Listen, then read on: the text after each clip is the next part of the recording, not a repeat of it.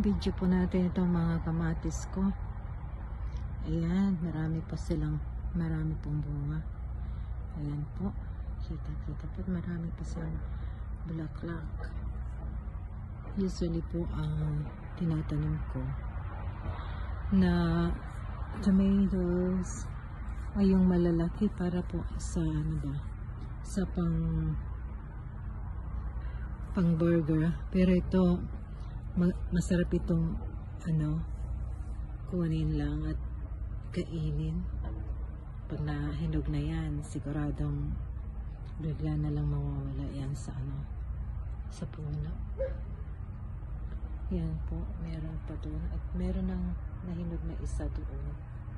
Hindi pa lahat kasi medyo late ko na po siyang tinanim, at saka kailangan itong nasa greenhouse kasi malamig po dito sa amin until now. Actually, kahit na po tumitila yung araw, malamig po sa loob.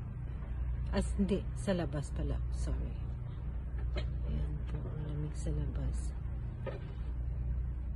Meron malaki, may maliit, meron nakatago. Ayan.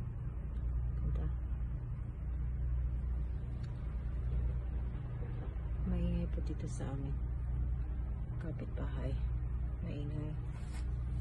Bumubungkal po sila ng kayamanan.